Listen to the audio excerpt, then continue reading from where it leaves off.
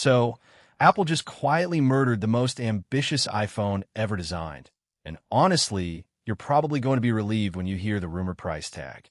For months, the supply chain has been whispering about a 20th anniversary all-glass iPhone, the ultimate bezel-less dream device. But now, it looks like Cupertino hit a massive brick wall. Jefferies analyst Edison Lee basically just set the Apple ecosystem on fire. He downgraded Apple stock to a sell rating because word on the street is that the entirely glass-wrapped iPhone is dead. Why? Production yields. It's the classic manufacturing nightmare. If a factory can't pump out defect-free units efficiently, the cost per phone skyrockets. And for a device that was already supposed to be insanely expensive, low yields mean it's dead on arrival. Now, before we write the obituary, the reporting isn't perfectly aligned. Just a few weeks ago, there was serious chatter on Weibo claiming factories were totally renovated and ready to mass-produce this exact glass chassis. You can't have both. Somebody is wrong here. I'm leaning toward the idea that a fully seamless glass front-to-back phone might just be a manufacturing impossibility right now. You try bending display circuitry around four edges perfectly millions of times. It's tough. Let's break down exactly what we are allegedly losing here, starting with the display. Mark Gurman originally mapped out this quad-curved glass design. Not those awful sharp waterfall edges that ruin palm rejection on older Androids, but gentle micro-curves. According to the ELEC, Apple was pushing for a color filter on encapsulation technique that strips out the polarizing film, drops the filter right onto the OLED stack, and boom, you get a thinner, insanely bright screen that sips power. Combine that with a crater-shaped light diffusion layer to stop weird shadows on the curves. Sound incredible, right? But here's the catch. Display analyst Ross Young recently stepped in and threw cold water on the under-display Face ID tech required to actually make this happen. He's saying that the tech isn't even going to be fully ready for 2027.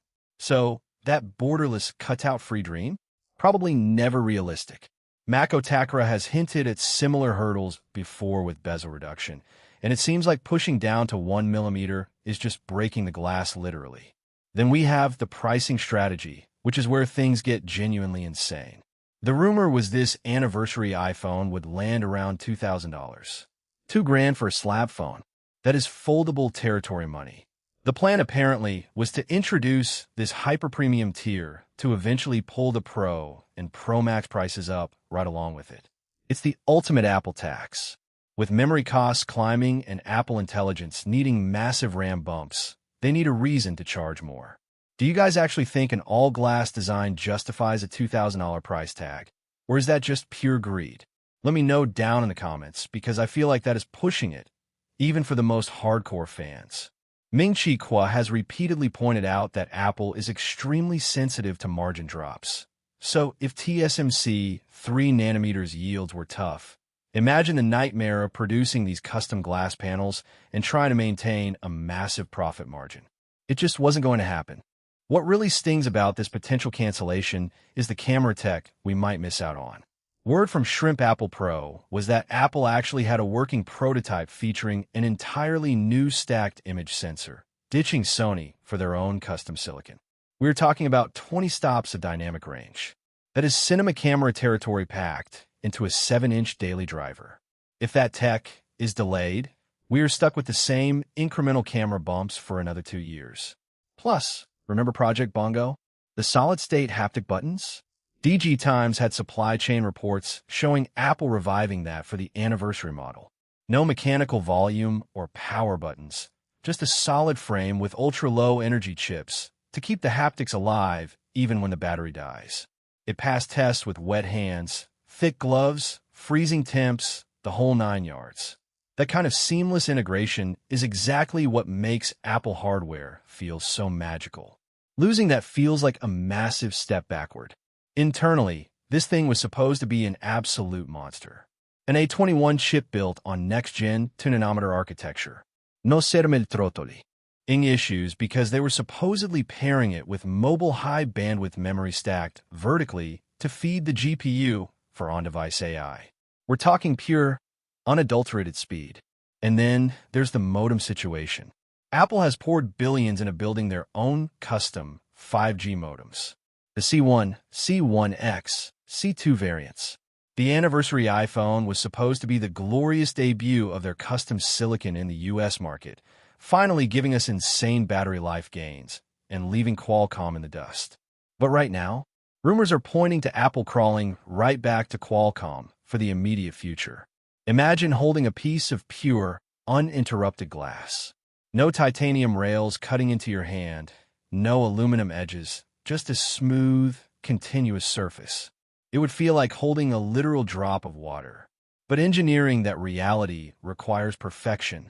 You have to mold the display circuitry around these incredibly tight microcurves using ultra-thin films just to keep moisture out of the OLED panel. One tiny crack in that seal, and the whole screen dies. That is likely why Edison Lee is hearing about these catastrophic production yields. You cannot mass-produce tens of millions of iPhones if half of them fail the water resistance test on the assembly line. An all-glass enclosure is notoriously terrible at dissipating heat. Wrapping the entire chassis in glass would essentially create a tiny greenhouse for that A21 chip. To counter that, Apple was supposedly testing exotic cooling solutions. But when you add custom cooling to an insanely expensive color filter display, custom cameras, and solid-state buttons, the bill of materials gets completely out of control. Pushing bezels down to 1 millimeter sounds great on paper, but it leaves zero margin for error when dropping the phone. A glass edge with no metal bumper taking a direct impact on a concrete, that is a shattered screen waiting to happen. No amount of next-generation ceramic shield is going to perfectly protect a curved edge strike. So where does this leave us?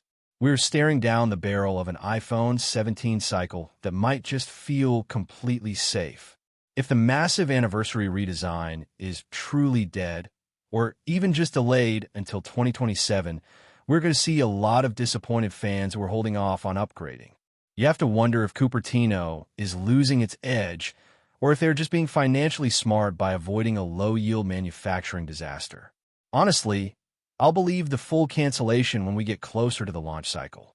The supply chain is messy, and Apple has a habit of testing wild things just to see what sticks. I want to know your take on this. If Apple actually managed to release this fully glass, borderless, buttonless iPhone for $2,000, would it be your next daily driver? Or is the current Pro Max already pushing the absolute limit of what you are willing to spend? Drop your thoughts below.